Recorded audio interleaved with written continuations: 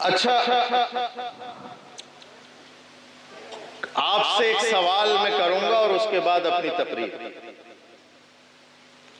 پہلے قرآن پاک کا ترجمہ سن لو۔ اللہ نے قرآن مجید میں ارشاد فرمایا،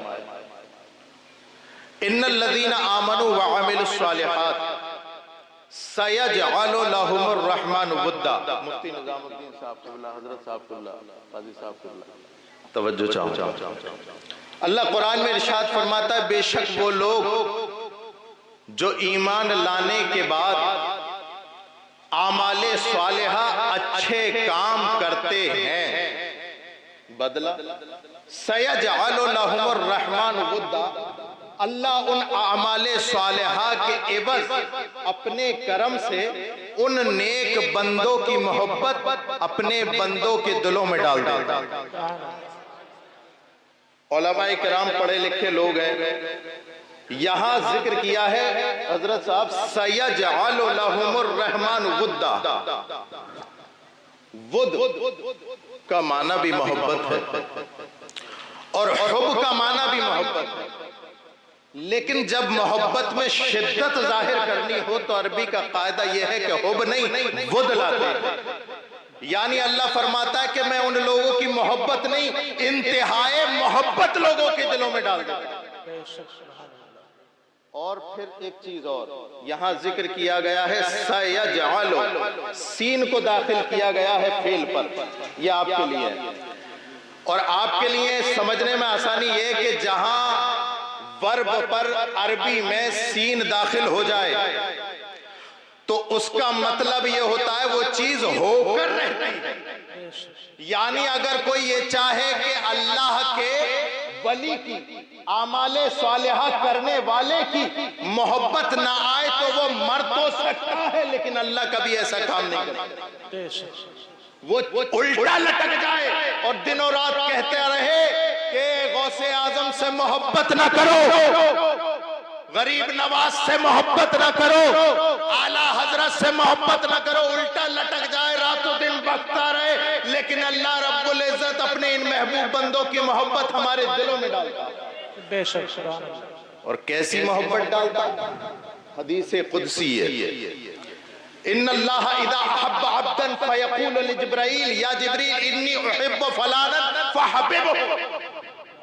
بخاری شریف کی حدیث ہے کہ اللہ رب العزت جب کسی بندے سے محبت کرتا ہے، جب کسی، مرزا پور والوں تمہارے مطلب کی بات، جب کسی بندے سے محبت کرتا ہے تو اللہ رب العزت اور اس بندے کے جس سے محبت کی ہے ان دونوں کے درمیان میں اس محبت کا ایک زمانہ گزرتا ہے۔ اللہ محب ہوتا ہے، وہ بندہ محبوب ہوتا ہے، ایک زمانہ گزرتا ہے، اللہ رب العزت کی رحمت جوش آتی ہے اور اللہ فرماتا ہے جبرائیل کو آواز دے کر، اے جبرائیل اب میری یہ حیا یہ گوارا نہ کرے گی کہ اس محبت کو میں اور بندے کے درمیان میں رکھا جائے، میرے اور بندے کے درمیان میں رہے، بلکہ اے جبرائیل جس بندے سے میں محبت کرتا ہوں ایسے درا کے امی، اے جبریل امی تو بھی اس سے محبت کرتا ہے۔ سبحان اللہ، سبحان اللہ۔ حضرت جبرائیل بھی محبت کرتے ہیں۔ آگے بڑھتی ہے بات، اللہ رب العزت ارشاد فرماتا ہے جبرائیل اب اس محبت کو ہمارے اور تمہارے اور بندے کے درمیان نہ رکھو بلکہ اس کو اور بڑھاؤ۔ کتنا بڑھایا جائے؟ اللہ فرماتا ہے جتنے ملائے اعلیٰ کے فرشتے سب میں یہ اعلان کر دیا جائے کہ اللہ دنیا میں رہنے والے فلاں بندے سے محبت کرتا ہے، اے ملائے اعلیٰ کے تمام فرشتوں گواہ ہو جاؤ تم بھی اس سے محبت کرنے لگ جاؤ۔ اب وہ محبت اللہ، جبرائیل اور آسمان میں رہنے والے تمام فرشتے کرنے لگتے ہیں۔ ایک زمانہ گزرتا ہے، مرزا پر والوں میں جو کہنے آیا ہوں اس کا بیس بنا رہا ہوں، میرے جملوں سے جڑے رہنا تاکہ تمہارے دل کے دریچے کھل جائیں۔ میں تمہیں محبت سکھانے آیا ہوں۔ آج کل دنیا میں جتنا بڑا پڑھا لکھا ہوتا ہے نا، پڑھا لکھا طبقہ، اکثر یہ دیکھا جاتا ہے کہ وہ بھئی ہم کسی مولانا کو کیوں سنیں، ہم کسی عالم کو کیوں سنیں؟ ہم کسی مفتی کے پاس کیوں جائیں؟ ہم مفتی نظام الدین صاحب کے پاس کیوں جائیں؟ ہم جو ہے حضرت علامہ مولانا غلام نبی صاحب کے پاس کیوں جائیں؟ بڑے عالم کے پاس کیوں جائیں؟ ارے اللہ نے قرآن اتارا ہے، اللہ رب العزت نے یہ حکم دیا ہے کہ تم میرا قرآن پڑھتے رہو اور پڑھ کے ہدایت حاصل کرتے رہو۔ قسم خدا کی ایسے لوگ شیطان کے کھلونے ہوتے ہیں، وہ لوگ جو اپنے درمیان میں علماء کو نہیں رکھتے، قسم خدا کے ان کے عقیدے برباد ہو جاتے ہیں۔ اس لیے مرزا پور والو اتنا خیال رکھنا، تم کسی بھی اونچی جگہ پر پہنچ جاؤ، کامیابی کی چرم سیما پر پہنچ جاؤ، لیکن کبھی ان علماء کرام کا دامن اپنے ہاتھ سے چھوٹنے نہ دینا۔ سمجھ گئے میری بات کو کمیٹی والو؟ آج تم نے یہ کام کر کے نا بڑا اچھا کام کیا ہے، لیکن میرے پیارو تم سے گزارش ہے کہ اپنے تم لباس کم سے کم آج کے لیے تو اسلامی کر لیتے۔ کمیٹی والو، کمیٹی والے ان سے ہی نہیں کہہ رہے، تم سے بھی کہہ رہے ہیں، ہر ایک کو حق ہے، ہر ایک کو حق ہے۔ ہم نعرے تو بہت لگاتے ہیں کہ غوث اعظم کا دامن نہیں چھوڑیں گے، ہم نعرے لگاتے ہیں رسول اللہ کا دامن نہیں چھوڑیں گے، لیکن چہرہ دیکھو تو پورا عمل سے خالی، رات اور دن دیکھو تو عمل سے خالی، پوری زندگی دیکھو 60 سال 70 سال کی عمر ہو گئی، لیکن اس بندے نے ایسی آنکھ پیدا نہ کی کہ جس میں رسول اللہ کا دیدار سما سکے، اس نے وہ دل نہ بنایا کہ جس میں آمنہ کا لال رہے۔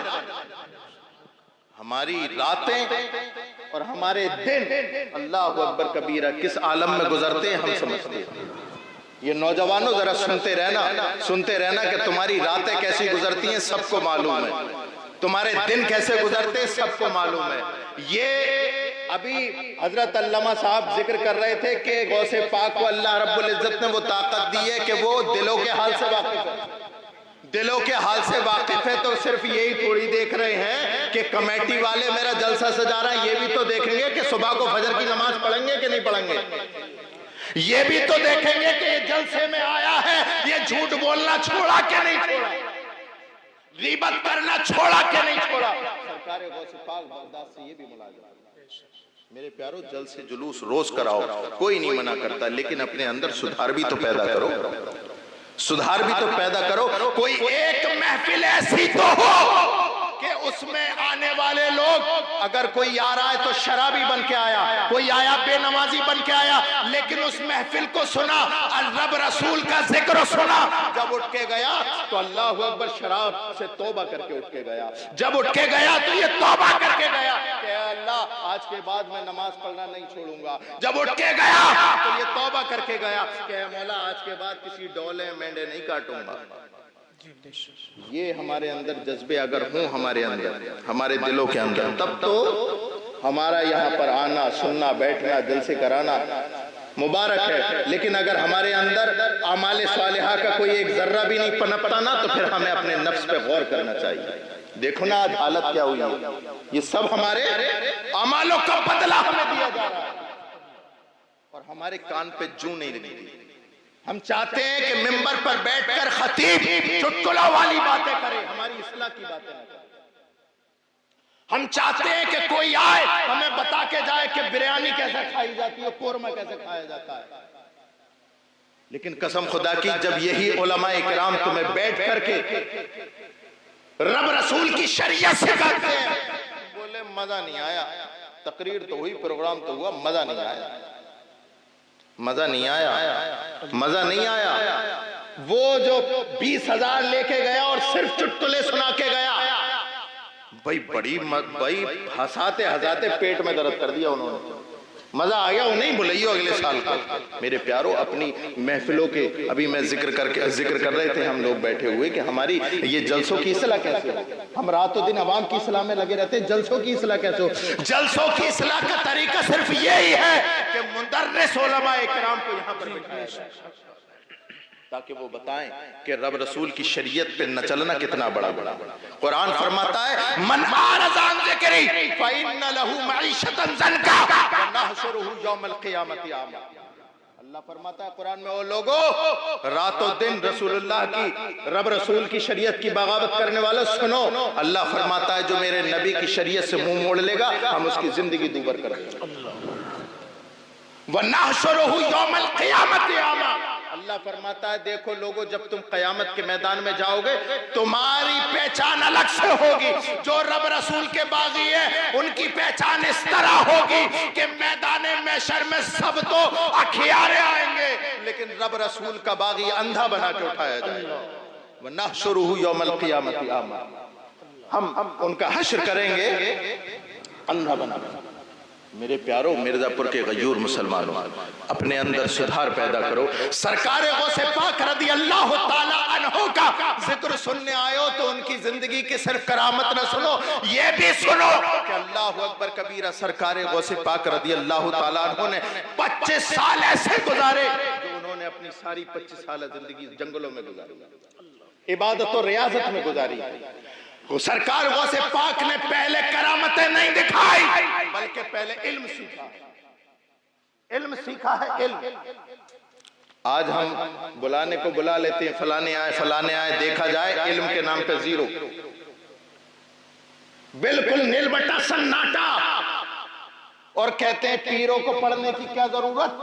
ارے نادان، اگر پیروں کو پڑھنے کی ضرورت نہ ہوتی تو پیر گلی کوچے کا، وہ پیران پیر، روشن ضمیر، غوث سمدانی، محبوب ربانی، شیخ عبدالقادر جیلانی کہتے ہیں درست العلم حتی صرت خطبہ، وہ لوگوں میں اتنا پڑھا اللہ نے مجھے قطب بنا دیا۔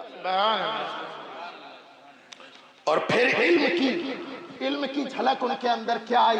رسول اللہ صلی اللہ علیہ وسلم نے مولائے کائنات کے علم کا صدقہ کیسا دیا؟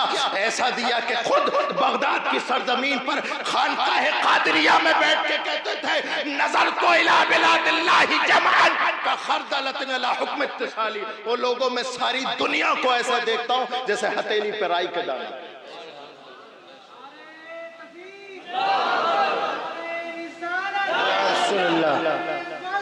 یا غوث زندہ آباد، زندہ آباد، زندہ آباد، زندہ آباد۔